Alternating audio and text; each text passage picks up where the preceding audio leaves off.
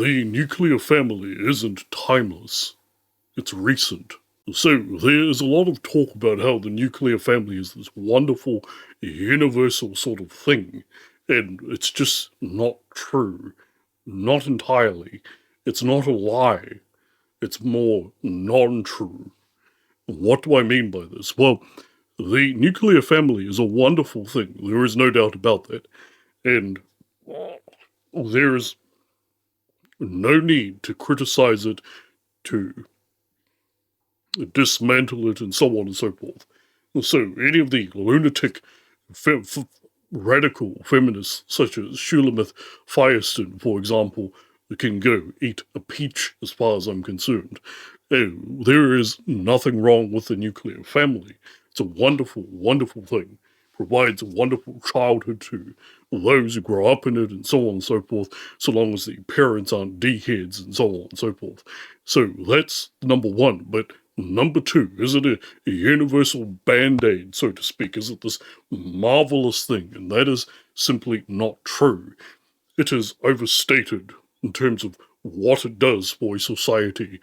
So when we look at the vast majority of human beings in history, they lived in tribes, so-called primitive societies or traditional societies, as the current politically correct terminology dictates. The they did not live in nuclear families. They not only survived, but in fact thrived without a government infrastructure or a single force with a monopoly on violence. I think this is important because when you think about it, such a world is akin to a post-apocalyptic world, neither good nor bad, but nonetheless incredibly dangerous. Danger is very real and is often a step away from your doorstep. And so such people not only survived, but in fact thrived for thousands of years, and yet didn't live in nuclear families. What did they live in?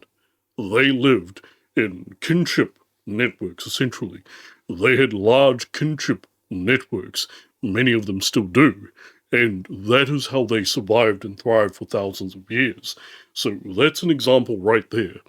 I think that is the best example to refute the idea that the nuclear family is some sort of universal band-aid or universal medicine or prescription or whatever.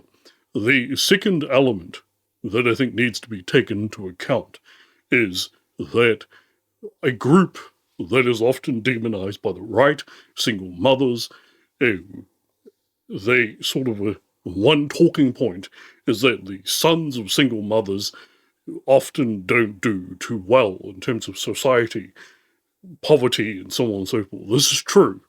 This is absolutely true. However, there is an important nuance here, because that is true unless her and her children are actively involved in a church.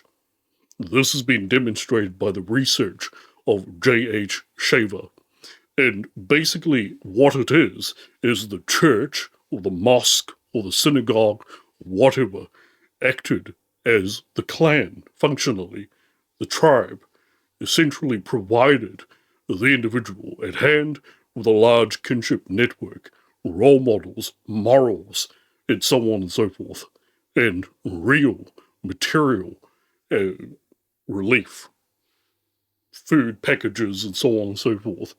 And so being involved in a church, which functionally is the same as a tribe, at least in terms of so-called modern societies, actually has been proven to be of an incredible benefit to people, even if they don't have a nuclear family structure. So that is number one. And to sort of build off of that, there is no group, I think, we could think of that has had more astronomic of a rise in terms of going from the absolute low to the heights of, at least materially speaking, the heights of humanity. And that is the Jews. The Ashkenazi Jews in particular, yes, but I think global Jewry in general. This group has had a phenomenal astronomical rise, especially when we take into account the state they were in post World War II and the evil that was done to them. This, in large part, has been because of their use of large kinship networks. So, functionally, not morally, but functionally speaking, they didn't, and many still don't, live in nuclear families. Think about it. Functionally speaking, they relied upon large kinship networks and a shared identity, a shared culture, a shared set of norms, values, and customs and traditions, and so on and so forth. And so, this is evidence again that tribalism is a wonderful, wonderful thing and is a facilitator for building wealth and good lives. Population growth is another element that I think people sort of don't think about, is that the Hasidic Jews in particular have had phenomenal population growth. This is an incredible achievement on their part. It's a wonderful, wonderful thing that they have large families, that in some cases people will come from families where they have 15 siblings. This is wonderful. This is beautiful. There is nothing wrong with it, and there is everything righteous about it. And so, again, we have examples where the sort of nuclear family model, strictly speaking, is not applicable. The myth of the lone patriarch that we often see in post-apocalyptic fiction, for example, in Lost in Space and in the Swiss Family Robinson, is simply not true. It's a fiction. Rather, what you had historically was clans, networks of kinship ties, and so on and so forth. This is the power of any group.